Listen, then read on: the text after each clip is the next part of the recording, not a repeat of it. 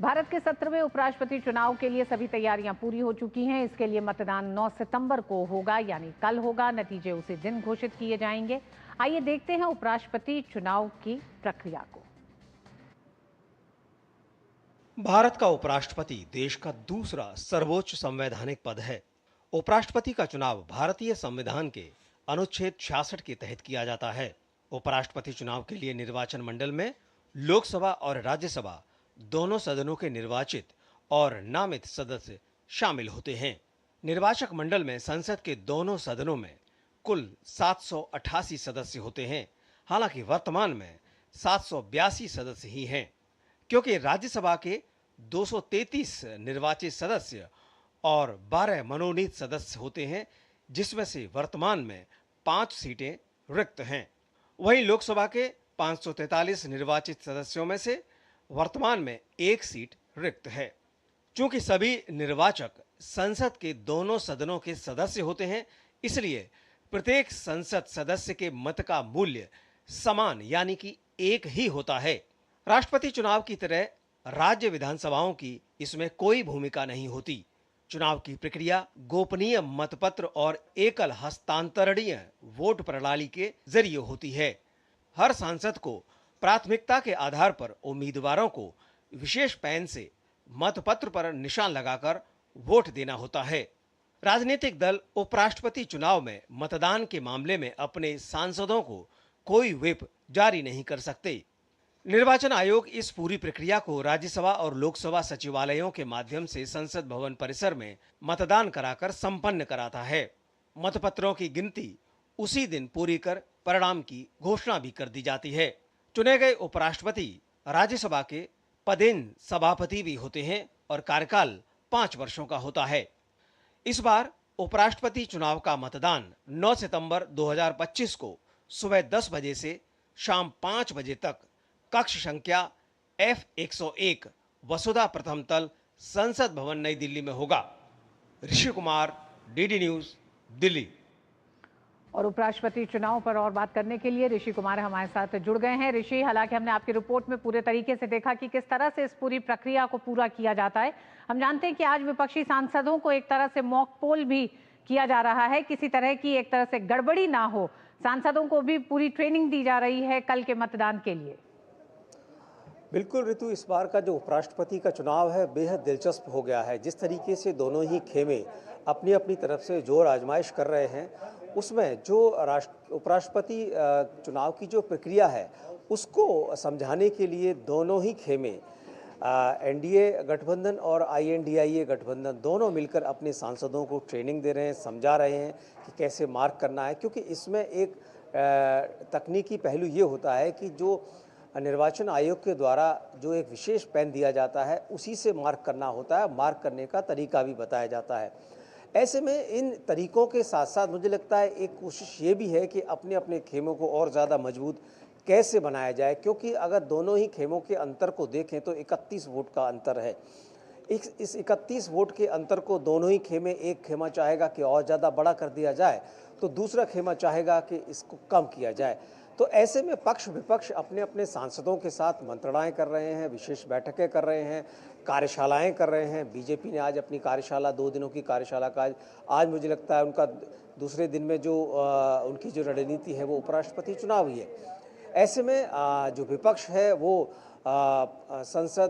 पुराने संसद भवन यानी कि जो सेंट्रल हॉल है उसके अंदर अपने अपने सांसदों को ट्रेनिंग दे रहा है कि आपको कैसे मतदान करना है, क्योंकि इसमें व्हिप नहीं है। और व्हिप न होना राजनीतिक दलों के लिए एक बहुत बड़ी चुनौती का काम करता है, क्योंकि हमने पिछले करीब हर चुनाव में कुछ न कुछ क्रॉस वोटिंग ज़रूर होती है। हालांकि ये चुनाव दक्षिण बनाम दक्षिण का ही है, लेकिन ऐसे में जो उत्तर के जो सांसद हैं, उत्तर भारत के जो सांसद हैं, मुझे लगता है कि उससे उन्हें बहुत ज़्यादा सहूलियत हो गई है कि एक तरीके से वो फ्री होकर अपना मतदान कर पाएँ। और इसी फ्री माइंड के कंसेप्ट को दोनों ही खेमे मजबूती से पकड़े रहना चाहते हैं। जी ऋषि, हालांकि प्रतिद्वंदिता के लिहाज से भी ये चुनाव बेहद दिलचस्प हो गया है, क्योंकि अगर हम पिछले 2 सत्रों की बात करें तो जो टकराव सत्ता पक्ष और विपक्ष में देखा गया, कई ऐसे बड़े मुद्दे रहे। और इस चुनाव में भी, उपराष्ट्रपति के चुनाव में अब मुद्दों को लेकर भी बात होने लगी है, क्योंकि जिस तरह से बी सुदर्शन रेड्डी का जो आर्टिकल है कि वो देश की आत्मा को बचाने के लिए वोट का एक तरह से मांग कर रहे हैं, ऐसे में लालू प्रसाद के साथ उनकी तस्वीर ने एक नई बहस छेड़ दी है। क्या कल होने वाले मतदान में इस बहस का इंडी गठबंधन पे कोई असर दिखेगा?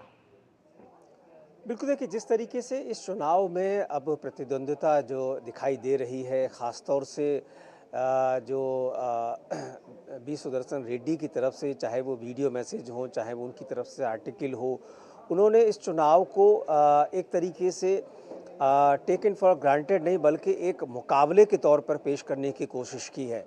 उन्होंने ये इस्टेब्लिश करने की कोशिश की है कि सत्ताधारी दल के पास भले ही संख्या बल है, लेकिन वो अपने तमाम प्रयासों से इस चुनाव को दिलचस्प बनाने का प्रयास कर रहे हैं। एक तो उन्होंने विचारधारा की लड़ाई और बहुत सारे ऐसे नाम दे दिए हैं इस चुनाव को, जिसकी वजह से वो जो पक्ष हैं अपने पक्ष में लोगों को करने की जो कवायद है उसको मजबूती से आगे बढ़ाना चाहते हैं। ऐसे में जब लालू प्रसाद यादव के साथ उनका जो फ़ोटो शेयर होना, उनसे मुलाकात करना, इस पर बीजेपी ने तीखा प्रहार किया है। उनसे पूछा है कि आप किस तरीके से, चूँकि हम जानते हैं कि देश में लालू प्रसाद यादव पर जिस तरीके से चारा घोटाला और तमाम जो आरोप लगे, वो लंबे समय तक जेल में भी रहे हैं, तो ऐसे में उनकी छवि को लेकर भारतीय जनता पार्टी ने उन पर सीधा हमला बोला है। जो सुदर्शन रेड्डी जो कि INDIA के जो गठबंधन उम्मीदवार हैं, कि आप किस तरीके से एक मॉरल ग्राउंड पर आप जिस तरीके से लॉबिंग करने की कोशिश कर रहे हैं वो कर रहे हैं। तो मुझे लगता है कि अब ये चुनाव जो है, राजनीतिक दलों की मजबूरी यही है कि वो व्हिप जारी नहीं कर सकते, खुलेआम उस तरीके से कोई कंट्रोल नहीं कर सकते। तो ऐसे में उनकी गलत होगा।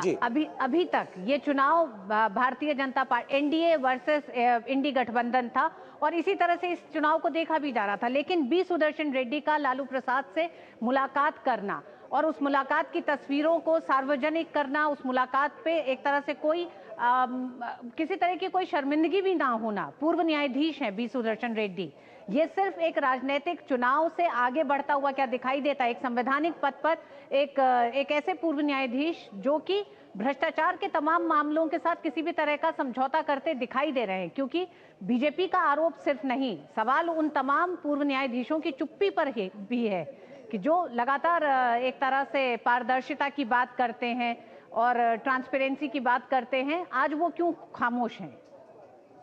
देखिए, तो जहाँ तक चुनाव प्रक्रिया में हम देखें तो जब प्रतिद्वंद्विता बढ़ जाती है तो यहाँ पर जो प्रतीक चिन्ह होते हैं उनका महत्व बढ़ जाता है, और इन्हीं प्रतीक चिन्हों को अब दोनों ही खेमे बुनाने की कोशिश कर रहे हैं।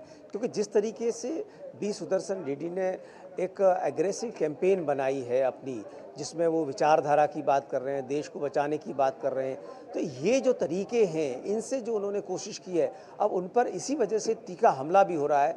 वो पूर्व न्यायाधीश रहे हैं, तो ऐसे में एक न्यायाधीश आपराधिक प्रवृत्ति या सजा याफ्ता कोई भी व्यक्ति है, उसके साथ अगर लॉबिंग करते हुए दिखता है तो मॉरल ग्राउंड पर उन पर हमला तो बनता ही है, और इसी हमले को बीजेपी लगातार कर रही है, NDA गठबंधन लगातार कर रहा है, और उनके ऊपर ये प्रश्न चिन्ह लगा रहा है कि आप किस तरीके के संवैधानिक जो मर्यादाएं उनकी दुहाई दे रहे हैं। तो मुझे लगता है कि ये राजनीतिक प्रतिद्वंद्विता का चरम है।